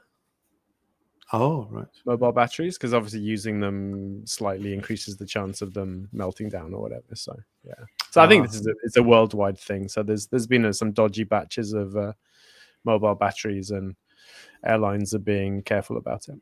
Yeah. When I was traveling with a GoPro, I got a couple of spare batteries, and I was checking whether it's okay to carry or how I should carry it. And I noticed that if you have a spare battery that is not inside an appliance, you're supposed to put tape over the sort of connectors to stop anything, the chance of anything touching it. I'm not sure many people actually do that. I did, just in case I got stopped, but that's apparently what you're supposed to do. I get paranoid about these things. Okay, I'm going to move on. Another one. Oh, we talk about frivolous purchases sometimes. I don't know if it's frivolous, but it's hot. It's summer. We're drinking a lot of water, and so we bought a water filter thing. Was going to get a Brita jug thing, but it's one more thing, to fit into the kitchen. So we got. I love these things. I've had them for 15 years. Oh, really? It's unbelievable. Yeah, so nice to have like slightly better tasting tap water. Never had one. So people listening, it's a water filter that you attach to the end of the tap, and it was only 6,000 yen. I didn't realize it was so cheap. And the water runs through sort of the tap as usual, and then through the cartridge bit, and then out of the whole of the water filter attachment thing. Just arrived and only given it a quick taste, but the water feels kind of softer, and the cup of tea with it is just a little bit sort of, I don't know, some cleaner somehow. It sounds weird. I didn't think I would notice it, but I think I can. Yeah, huge difference. So anyway, that's a nice little improvement for having nice, clean, delicious chilled water for this. We need a little team tune for this, like Daniel's product tip. Well, technically, this is not the frivolous purchase. This is just the build-up for the news item that I wanted to mention, which was in passing, as I was researching these, YouTube suggested this video to me from, I think it was TBS, their channel. It was a proper news channel about fake water filter cartridges. It's from a couple of years ago, but it talks about how these officially branded Lixil cartridges on a major e-commerce site. And if you look at the blurred out which pictures, one? It's obvious it's Amazon. And they're saying that these fake ones look very, very convincing. You don't know. And even when they arrive in the post, you still can't tell unless you know exactly what you're looking for. And then they got an expert to cut them in half. And the real one has got a sort of ceramic thing inside, and the fake cheap one has got a foam bit instead. It's, clearly fake. It has, I think, about 30% of the filtration effectiveness of a genuine one. So it's probably not going to kill you, but it's not going to have much effect that you were hoping for. That was 2 years ago, that video. I thought, I'll just check Amazon right now for exactly the same thing. And they're still there. The fake ones are still available, even 2 years after it was exposed on the news. And some of the comments say, it's really, it's about half the price of what you would expect. And some of the comments say, this is fake. It arrived and it's clearly fake. So please, folks, if you're buying cartridges or anything, and even if it says it's official, genuine Lixil or whatever the brand is, I'm afraid to say that there's a lot out there that's not. I've refused. I don't know. It's probably not just Amazon, but personally, I'm only going to get things from. It's a big problem on Amazon, isn't it? Like it's really hard to see what's genuine and what's sold by some dodgy third-party site. I think so. Yeah. For this one, I got it through Kojima Denki, which I like, and they're partners with Big Camera, I think, or affiliate or something like that. So personally, I'm only going to go through big electronics stores in future. Anyway, there you go. That's what I noticed. And so that's 2 years ago, and I was really disappointed to see that nothing has changed. One thing, this might be long. Maybe I wonder if we should move this to another episode. But you did a very good post on LinkedIn, which I'll put in the chat. About the Ideco one. Yeah. What do you reckon? Is it worth going through this now? So I recommend people take a look at that. If you're interested in Ideco, take a look at that LinkedIn post. And basically the TLDR is Ideco is a wonderful way to save for the future. Like my wife's had an account for far longer than it's been called Ideco. So it used to be called Kojin Gata Kakute Kyoshitsu Nenkin. And that was the only name it had. I wonder why they changed it. And no one knew about it, and it was only for self-employed people. So my wife got it way back when, and she's been paying in ever since. So she's paid in about 12 million yen, and that's now worth 20 million yen with growth, and it's going to keep growing until she retires. So by the time she gets to the time when she wants to cash it out, it's going to be worth a fair amount of money. So, and that's just the way you can build up a very nice nest egg kind of month in, month out without really having to think about it too much. You've got an iDeCo account, right, Daniel? Yes, not quite as big as your wife's, but the percentages though work out about the same. And yeah, it's really good. Just basically forget about it, and every now and then I'll go and check. Oh, that's nice, cool, still growing. And I like that I can't touch it, strangely, because I've got that date in the future I can look forward to. And even when I hit that, I probably won't take it out straight away, but just like, oh, it's getting closer, oh, it's getting closer. Yeah, they keep changing the rules so that now you have to cash it out at 75 now. Right. But you can leave it until then if you want to. It'll keep growing. And you can keep contributing. I think it's now up to 70. If you keep working and paying Nenkin, you can keep contributing to iDeCo up to age 70. I believe they've just changed it. And they're also increasing the limits for most people next year. So that's pretty cool as well. Oh, to pay into. Yeah. Yep, I like that iDeCo. That's one of the first things I set up. So when I first met you at a sort of talk you did in Meguro, I don't know how many years ago, that was one of the first things you said. If you're a while ago, wasn't it? Foreigner living here, two things you should be doing, NISA and iDeCo. And I looked into it and did them both. And yeah, haven't looked back. It was a while ago. And now your son's doing it as well. Yeah, we just got him Tsumitate NISA set up now that he's got his first job. So excited. Also, I think the best thing you can do for a young person is get them paying into either NISA or iDeCo like immediately, even tiny amounts of money. It's such a good start. Yeah. And he was fine. No resistance to it apart from, oh, it's a hassle. I'm going to have to write something.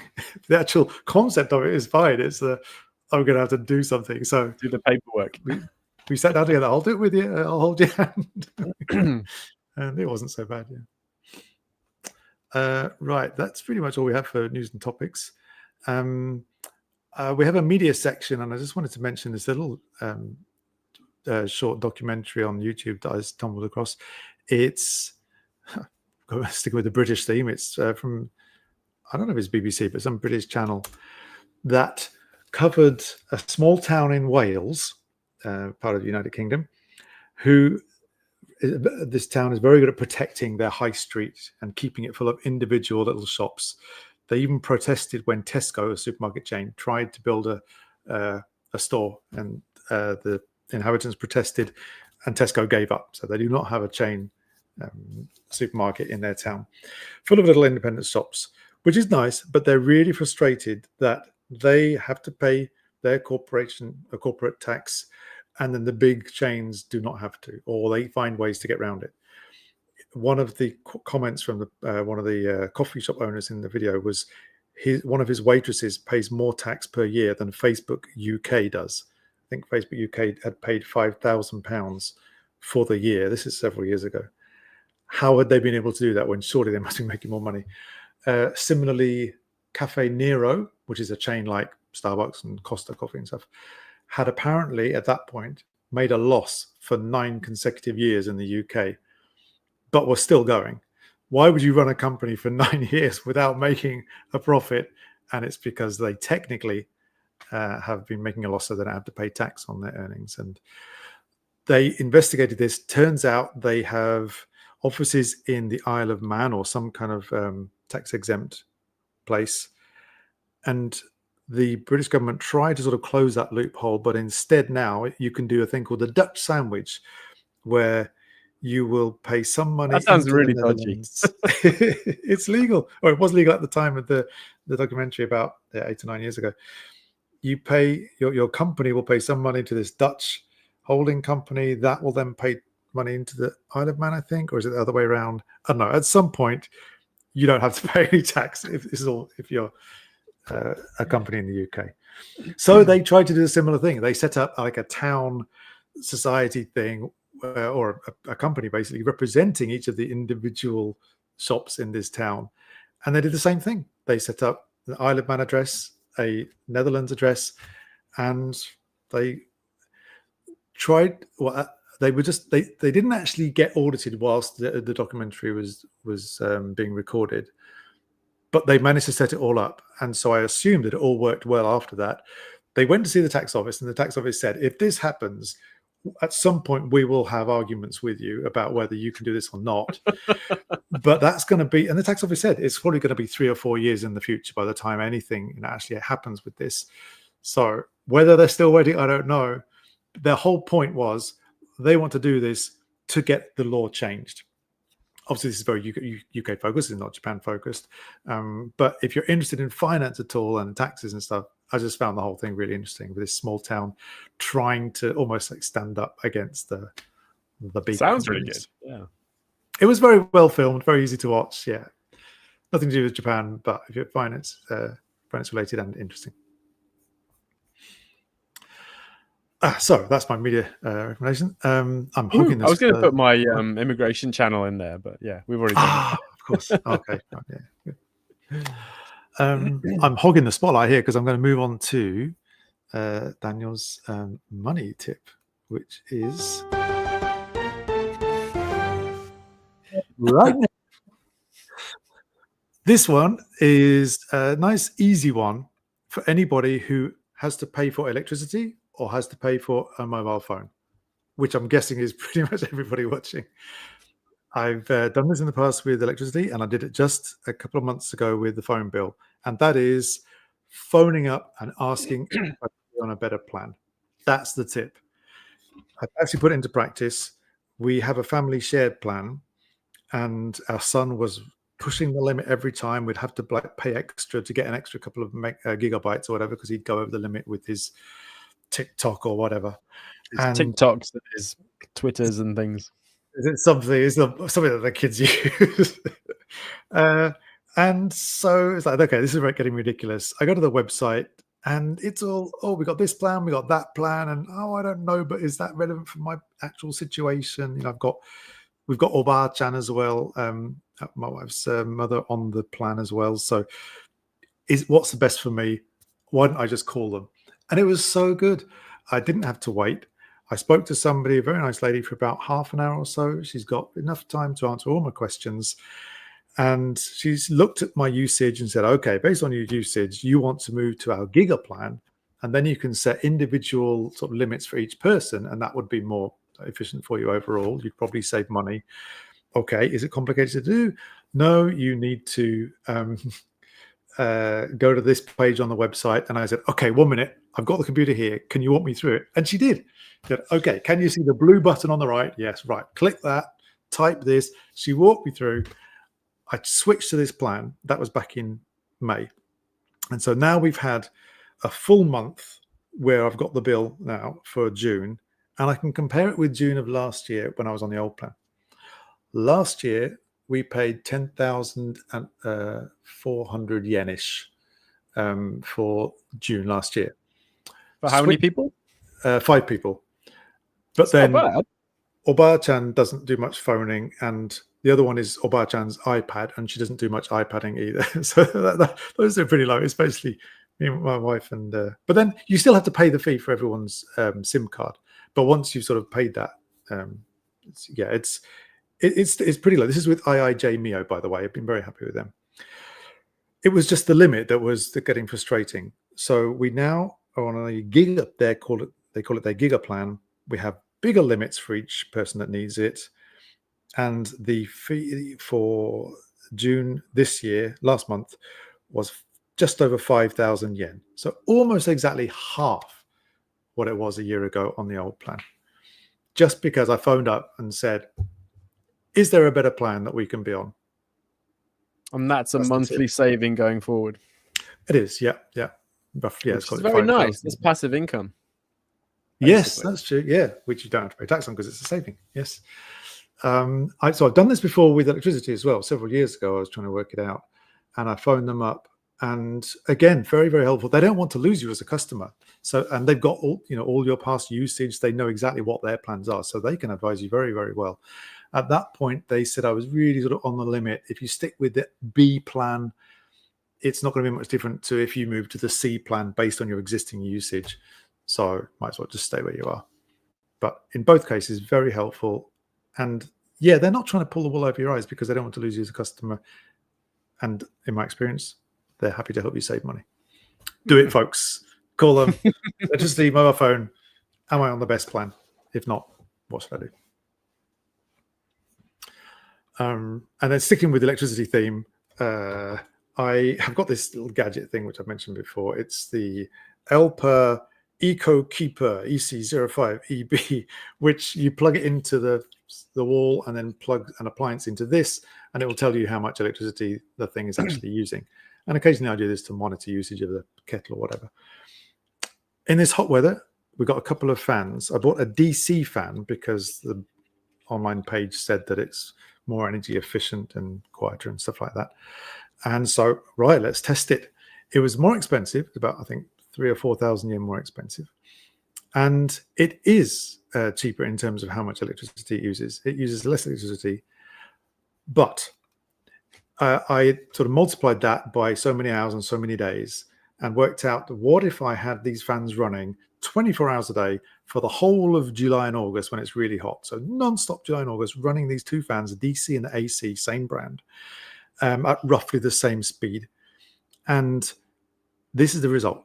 It would cost on the DC fan, which is the energy efficient one, about 350 yen for the 2 months running non-stop 24 So, nice. 175 yen a month.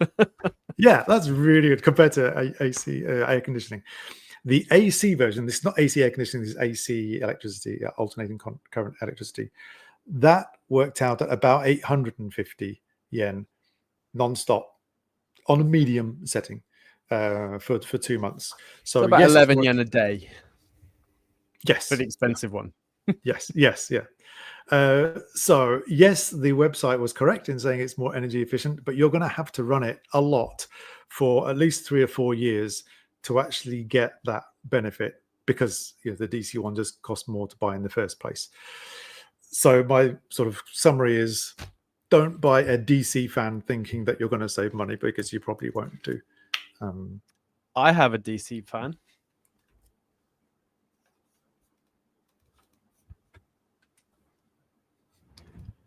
And that's bigger than mine.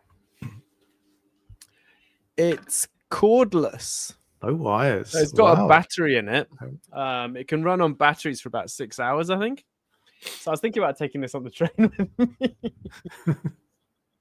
Go for it. Here's my portable fan. Yeah. At the moment, I can walk around with it, so I can take it outside, for example. I can. It's super cool for that. But yeah, I mean, it's 6 hours, so I can presumably walk around town. Is it loud, quiet? It's a normal fan. If it's on high, it's fairly loud. But yeah, on the medium setting, it's pretty much silent. Right. Take the hand fan to a new level, right? Everyone's walking around with their little portable things. This is a true portable fan. Yeah. Get kicked out the country quite soon. Good. Well, I think, Ben, we've pretty much covered everything, haven't we? Yeah. Okay. So let's polish the comments off. And, okay. How far back do you have to go? MS recommends cold soups for the summer, which is sounds delicious. Very nice. Dun, dun, dun. Matt Black has an interesting question. Do we need a Japanese name for naturalization? That's part of it. However, it doesn't need to be kanji, I'm told. So katakana is an option. Hiragana is an option. Apparently romaji is an option, which seems weird. Like, I don't know why you'd go to the trouble of naturalizing and then have a weird name that doesn't fit in any online forms. Like, that doesn't make any sense to me. Yeah. One of the positives is having a kanji name that's going to be fine, whatever I try and do with it, right? So planning on naturalizing next November. Excellent. Good luck with that. I think the more of us, the better. Although I'm not going to say that too loudly. I think people that like Japan, enjoy Japan. It makes sense to become a citizen and try and contribute as much as possible. I like this idea. We'll get Dr. Krishna as a guest. Wow, definitely. He's a really interesting guy. Actually, I've had a chance to speak to him offline as well. So, really nice guy. The worst thing is dealing with the British side. I am not in the slightest bit surprised to hear that.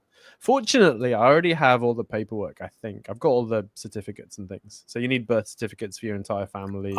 That's okay. Your wedding certificates for your parents. God knows what they do if your parents aren't married. No. Death certificates for me because most of my family are not around anymore. So yeah, the paperwork's a huge pain. But I think I did most of it in 2010, so those documents should still be valid.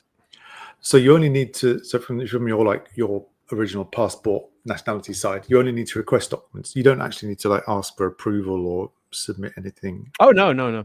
So one weird thing with British people in particular. So how it works mechanically differs by nationality. But for Brits, we have to give up British citizenship first. Before we get Japanese citizenship.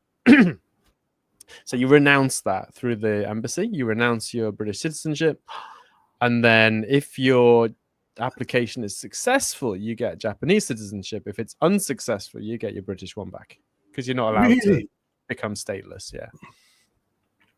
But you would be stateless for a short while. Yes, you would be stateless while the application was in process. You wouldn't be able to leave Japan. It'd be kind of weird. Right. You wouldn't have a valid passport at that point. So, wow. Dun. So yeah, you would. Yeah, you need to give up any other nationalities in order to gain Japanese nationality. The only exception to this are also Japanese people. If Japanese people acquire a new nationality, they lose their Japanese nationality. The only exception is people who are born with 2 or more nationalities. And right now, the government's doing a kind of turning a blind eye to it. So the law says at the age of 18 now, I think you have to, or it used to be 20. I don't know if it's still 20 now that the age of adulthood's gone down. But you're supposed to choose a nationality, and at that point you're supposed to make an effort to give up the other ones. It's a bit like the bike helmet laws. But basically, if you choose Japanese and then don't get around to giving up the other nationalities, right now in practice nothing happens. So if this is basically children who are born with Japanese plus something else, in practice they can keep it under the current kind of way of doing things. I see. But everyone else can't. Yeah. So to get Japanese nationality, you give up your existing one. And if you have Japanese nationality and you get another one, you lose the Japanese one automatically. Right. Daniel Crane, hello there, Daniel. He's made a good point. There are 1 or 2 exceptions. I thought Mexico might be one as well, where that particular country does not allow you to give up the passport. But yeah, it's basically Mexico plus I don't even know what the other ones are. So it's very, very limited. But yeah, it's a great benefit to being Mexican. You get to keep both. He says Tunisia, Argentina, possibly. Yeah, need to look into that if you are from those countries. Yeah. Can I answer Matt Black's question? What is it? He wants to know, does Daniel have a My Number card yet? Do you? No, still holding out. Shocking. We Member just of the RetireJapan team. I don't want to. The other day, the new Hokensho insurance card came through, which is no longer an insurance card because that switched over to certificate of coverage, isn't it? Right. So I was expecting some paperwork and kind of no, it's just the same. It looks the same as the insurance card. It's just called a certificate now. So, okay, that's nice. I can handle that. Yeah. But I'm sure hospitals are gradually going to. At the moment, it's still very easy using the insurance card, but yeah, I'm sure the driving license is going to be the difficult one, I think. Yeah, and ID cards. Oh yeah. So ID cards are going to get incorporated as well. So at that point, I'm not sure. Yeah, if you're going to be able to. I think the immigration office is not quite as understanding as the local governments are with regards to their pensioners, who are basically the last holdouts, right? So. Right. I think when they initially announced my number card and people were against the idea, they said it's never going to be compulsory. So yeah, with this ID card, it's not compulsory. You can leave Japan if you don't want one. The choice is yours. Yeah. I can see that happening quite quickly. Yeah. Right. Right. If ID cards get merged into my number cards, will we still have to renew every 7 years? Possibly not. Well, now you have to renew it every 5 years, don't you, with my number? So I really hope they sort that out. Every what? Sorry, I missed it. It's valid for 10 years, but after 5 years, you need to renew it. So I just got my letter saying, please come and renew your card. I was like, what? Already. And the fact that it takes 2 or 3 months to issue a new one, if you lose it and it's got your driving license on it, what are you going to do? You're not going to drive for 3 months. Like the system isn't really fit for purpose right now. If it's going to be the all and everything card, it needs to be a lot quicker. Yeah. So, but hopefully they'll sort that out soon. If they can do your Zydu card in 7 minutes, then they should be able to work it out with my number card. Yeah. So it used to take 7 minutes. Now it takes 3 months because it's on my number now. Although hopefully I won't have a Zydu card at that point. Oh, yeah.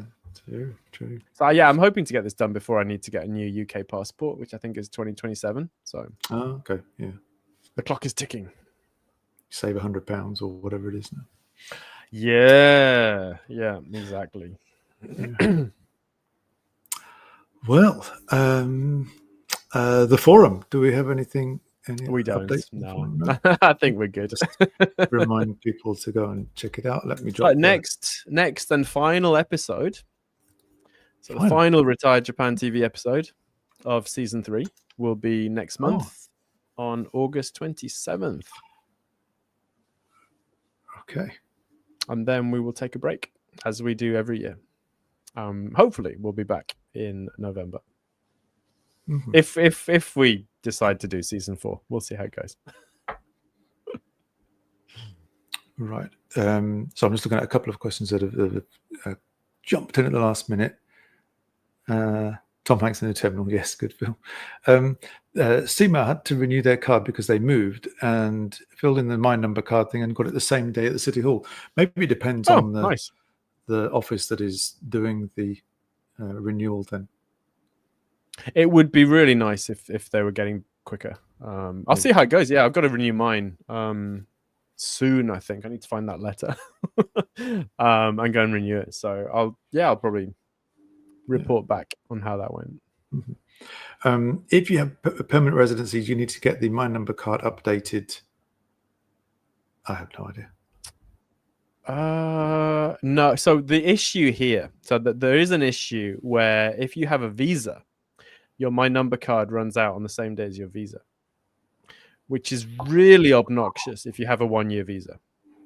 It's incredibly annoying. If you have a permanent residence, you don't have a visa finish date, so you just get the full My Number duration, just like Japanese citizens would, which is currently 10 years, but you have to renew it at the 5-year mark for some reason. Mm-hmm. Right. Michael Richardson, thank you, Michael, said do season 4. Woohoo! Now, because Michael has said that, when we come back for season 4, we can now say, truthfully, by popular demand. Yes, the public demanded it. Yes. By popular demand brackets, Michael. Thank you for that. Awesome. Thank you, Michael. Right. Cool. So, I think we're good. So thank you so much for joining us today. Hope you enjoyed the kind of rambling discussion. We'll be back next month for our final episode of season 3. And just be careful with the heat out there. It's pretty rough. All right. Great. Thank you. Have a great evening. See you next month. See you next time. Bye all.